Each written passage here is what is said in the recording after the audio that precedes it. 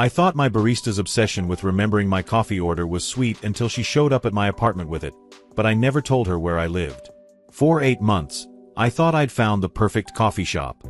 Sarah, the owner, remembered my name, my order, even asked about my life. She made me feel special. Then one day, I ordered something different, and everything changed. What started as the friendliest cafe in town turned into something I still have nightmares about. This is about how a free loyalty card nearly cost me everything. I moved to Portland last January for a new job in graphic design. Didn't know anyone, typical story. There was this coffee shop called Brew Haven about 2 blocks from my apartment, and I started going there every morning before work.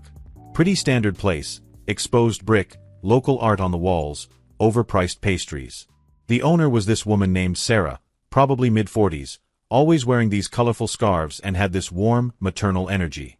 First few visits were normal. I'd order, she'd make it, I'd leave. But then she started remembering my order. Medium oat milk latte, extra shot, no sugar. I'll admit, it felt nice. I'd been feeling pretty lonely in a new city, and having someone remember me made me feel less invisible. She started asking about my day, how the job was going, that kind of thing. I figured she was just good at customer service. By March, I was going there every single morning. Sarah would have my coffee started the moment I walked in. She'd chat with me while making it, asking about projects I'd mentioned days earlier. She remembered I was vegetarian when recommending sandwiches. She even gave me a free loyalty card that she said was for regulars only, and told me I was one of her favorite customers. It felt really validating, especially since I was still struggling to make friends in the city. Here's where things started getting weird, but I didn't see it at the time. Sarah began commenting on when I didn't show up. Like, if I came in on a Tuesday after missing Monday, she'd say things like, "I was worried about you yesterday," or, "I thought maybe you'd found another coffee shop." She'd laugh when she said it, so I laughed too, but looking back, it was strange. Why would she worry about a customer missing one day? In April, I brought my coworker Michelle there for lunch. Sarah was instantly different. Cold, almost. She barely acknowledged Michelle, got our order wrong, and when Michelle complimented the art on the walls, Sarah just said, "Thanks," and walked away. Michelle said afterward that the vibe was weird, but I defended Sarah. Said she was probably just having an off day. I started noticing Sarah would ask a lot of questions about my personal life. Who I was dating, if I had family nearby, what I did on weekends. Again, I thought she was just being friendly. I told her I was single, that my family was across the country, that I mostly spent weekends exploring the city alone. She seemed really interested, always saying things like, "A nice guy like you should have someone," or, "You're too sweet to be alone all the time." In May, something happened that I brushed off but shouldn't have. I came in one Saturday morning, which was unusual because I normally only went on weekdays. Sarah seemed surprised, almost flustered. She asked why I was there, what I was doing in the neighborhood. I said I just wanted coffee, and she got quiet. Made my drink without the usual conversation. When I left, I noticed her watching me through the window as I walked away. It gave me this uncomfortable feeling, but I convinced myself I was being paranoid. The next week, she was back to normal. Extra friendly, actually. She'd made these special cookies and saved some for me specifically. Said she'd been experimenting with recipes and thought of me. They were really good, and I was touched that she'd thought of me. I posted a photo of them on Instagram with the caption, "Best Barista in Portland," and tagged the shop. That's when things accelerated. Sarah commented on the post within minutes, something about how I made her day. Then she found my personal Instagram account, not the shop's account, her personal one. Started liking old photos going back months. Photos from before I even moved to Portland. I felt weird about it but didn't say anything because I didn't want to make things awkward at the only place I felt comfortable. June is when I should have stopped going. I came in one morning and ordered something different. A cold brew instead of my usual latte. Sarah's whole demeanor changed. She asked if something was wrong, if I was upset with her. I said no, I just wanted to try something different. She made this tight smile and said, "Of course, whatever you want," but her tone was off. The cold brew tasted bitter, way more than it should have. I couldn't finish it. The next day, I ordered my regular latte, and she was all smiles again. Said she was glad I was back to normal, and that she'd worried I was trying to distance myself from her. I laughed it off, but my stomach felt tight. That word, distance, felt too personal for a customer-owner relationship. I mentioned to my coworker Jake that my barista was being kind of intense, and he suggested I just go to a different coffee shop. Logical advice, but I felt guilty. Sarah had been so nice to me, had made me feel welcome when I was new to the city. I didn't want to hurt her feelings by suddenly disappearing. So I kept going, but I started feeling anxious about it. In early July, I made the mistake of mentioning I was going on a date. Sarah's face did this thing, this flash of something I couldn't quite read, and then she smiled and asked all about it. Who was she? Where did we meet? Where were we going? I gave vague answers because it suddenly felt like I was reporting to her. She said she hoped it went well, but the energy was strange. The date went great, actually. Girl named Rachel from a hiking group I joined. We went out a few more times, and I was really happy. I didn't mention Rachel to Sarah again because that first conversation had felt intrusive, but somehow Sarah knew. She asked one morning if I was still seeing that girl, and I just stared at her, confused about how she even knew we'd gone on more than one date since I'd never mentioned it again. Sarah must have seen the confusion on my face because she quickly said she'd assumed since I seemed so happy lately. But I hadn't seemed any different, and the whole thing felt off. I said yes, things were going well, and she got quiet. Made my coffee in silence. When she handed it to me, she said, "Just remember who was here for you when you were alone." I left feeling shaken. I told Rachel about it that night, and she said it sounded like Sarah had boundary issues. Suggested I find a new coffee spot. But the next morning, out of habit and routine, I went back to Brew Haven. Sarah acted like nothing had happened, was cheerful and warm. I started wondering if I'd imagined the weirdness. Mid-July, I came in and Sarah had printed out my Instagram photo, the one I'd posted of her cookies, and framed it. It was hanging behind the counter with a little sign that said, "Our favorite customer." I felt my face get hot. It was too much. Way too much. But she was so excited showing it to me, talking about how I'd brought her business good luck and positive energy. Other customers were there, watching, so I just smiled and thanked her. Rachel saw it when she came with me a few days later. She was creeped out, said it wasn't normal for a business owner to do that. We had a small argument about it because I defended Sarah again, said she was just enthusiastic about her regulars. But Rachel's reaction planted a seed of doubt. Maybe this wasn't normal. I started going to Brew Haven less frequently. A few times a week instead of every day. Sarah noticed immediately. She texted me, and yes, I'd given her my number months earlier when she said she might need beta testers for a new app idea she had. The app never materialized, but she had my number. She texted asking if everything was okay, if she'd done something wrong. I said I was just busy with work. She responded with a long message about how much my daily visits meant to her, how I'd become like family, how the shop didn't feel the same without me there every morning. I showed the text to Jake, and he said flat out that this was not okay. That Sarah was acting obsessive, not friendly. He offered to go with me to talk to her, to set boundaries, but I was too anxious about confrontation. Instead, I just started going to a different coffee shop across town. It added 15 minutes to my commute, but I felt relief not having to manage Sarah's emotions every morning. For 3 days, I didn't go to Brew Haven. Sarah texted multiple times. First asking if I was okay, then asking if I was mad at her, then saying she missed me. I didn't respond because I didn't know what to say. On the 4th day, she showed up at my apartment building.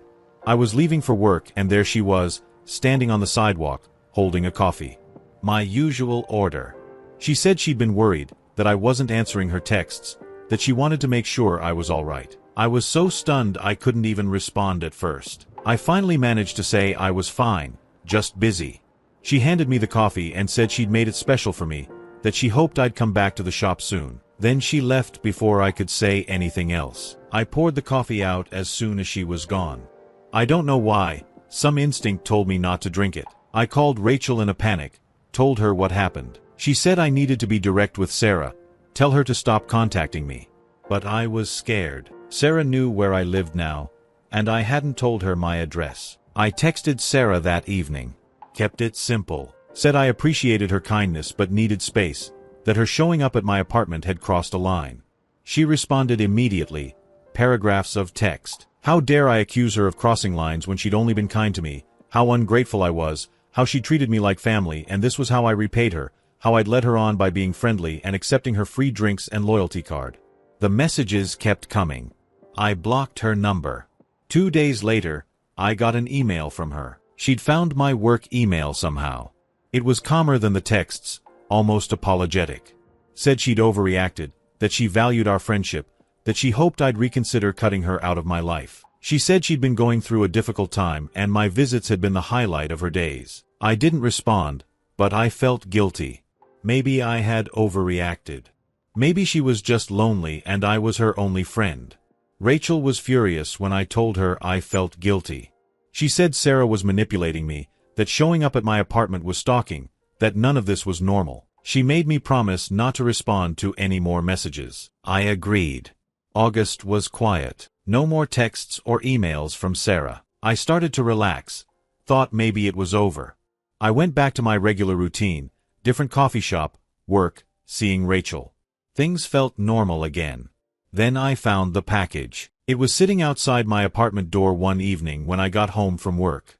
No return address, just my name. Inside was a scrapbook, photos of me at Brew Haven that I didn't know had been taken. Printed screenshots of my Instagram posts. Receipts from every coffee I'd ever bought there, organized by date. Notes about conversations we'd had, things I'd told her, written in meticulous detail. And on the last page, a letter about how I'd abandoned her, how I'd broken her heart, how she'd given me everything and I'd thrown it away.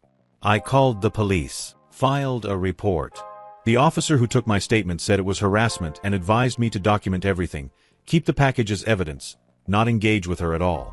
They said they'd do a welfare check on Sarah, talk to her about leaving me alone. I felt sick looking at that scrapbook, seeing how much she'd been documenting without my knowledge. The police visited Sarah. She told them I was lying, that we'd been friends and I was trying to get her in trouble because I was embarrassed about leading her on. She showed them our text conversations, which out of context looked like a friendship.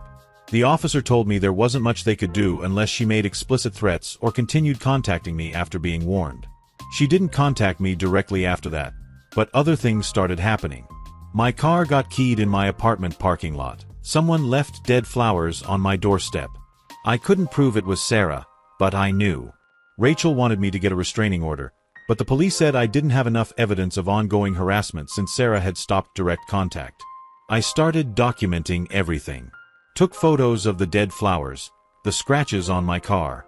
I told my apartment manager about the situation and they installed a security camera in the hallway. I felt paranoid and exhausted. In September, things escalated in a way I never expected.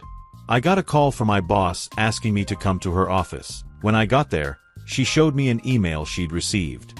It was from Sarah, sent to the general company email but addressed to my boss specifically. It was full of lies. Said I'd been harassing her, stalking her business, that she'd had to file a police report against me. Said I was unstable and the company should know what kind of person they'd hired. My boss knew me well enough not to immediately believe it, but she had to take it seriously. I explained everything, showed her my police report, the scrapbook photos I'd kept on my phone, the documented harassment. She was horrified. Said she'd handle it and not to worry about my job.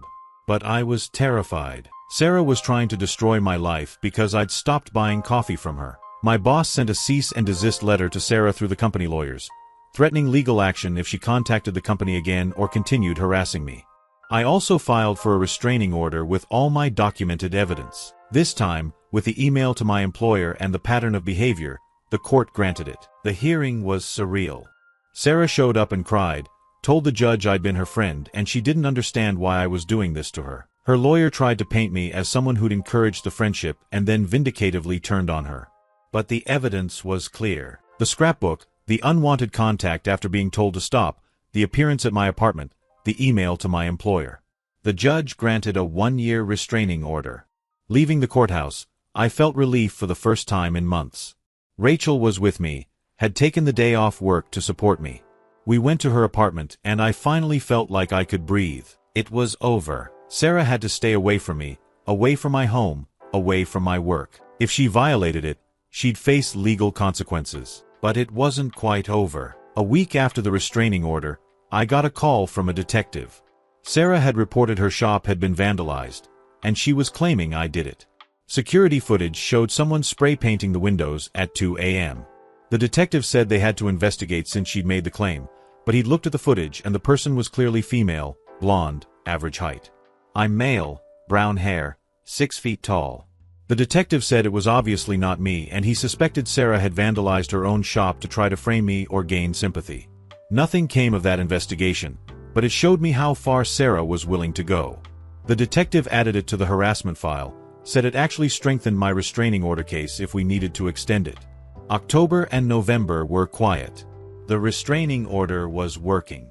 I heard through neighborhood gossip that Brew Haven had closed. Someone said Sarah had moved out of state. I wanted to feel relieved, but mostly I just felt exhausted. 8 months of what I'd thought was a nice friendship had turned into a nightmare that cost me my sense of safety, nearly cost me my job, and left me jumpy and paranoid. Rachel was incredibly patient through all of it. We're still together, actually just moved in together last month. I'm in therapy now, working through trust issues and anxiety. My therapist says what I experienced was a form of parasocial relationship gone wrong, where Sarah had built up a fantasy relationship in her mind and couldn't accept reality when I set boundaries. I still think about it sometimes. How I missed all the red flags because I was lonely and she made me feel seen. How I ignored my gut instinct because I didn't want to be rude. How something as simple as getting coffee every morning turned into a situation where I feared for my safety. I'm sharing this because I wish I'd read something like it 8 months ago. I wish I'd known that it's okay to set boundaries even when someone has been nice to you. That being a regular customer doesn't make you responsible for managing a business owner's emotions. That escalating behavior is always a warning sign, even when the person seems harmless. If you're in a situation where a service worker, barista, server, store clerk, anyone, is making you uncomfortable with excessive familiarity or getting upset when you set boundaries, trust that feeling. You don't owe anyone your time or presence just because they've been nice to you. Kindness shouldn't come with strings attached. I've learned to value my instincts now. When something feels off, it usually is. And I've learned that real friendship respects boundaries, doesn't punish you for having a life outside of it, and definitely doesn't involve creating scrapbooks without consent. The restraining order expires in a few months. I'm hoping I never hear from Sarah again. I've moved to a different neighborhood, changed my phone number, made my social media private. I'm rebuilding my sense of security slowly. Some days are harder than others, but I'm getting there. To anyone reading this who sees themselves in my story, please take the red flags seriously earlier than I did. Don't let guilt or politeness override your safety. And know that you're not overreacting when someone's behavior makes you uncomfortable, even if they frame themselves as the victim. That's my story. Thanks for reading if you made it this far. I'm happy to answer questions if anyone has them, though I'll keep some details vague for privacy reasons. Mostly I just wanted to share this because it helped me process everything, and maybe it'll help someone else recognize warning signs before things get as bad as they did for me.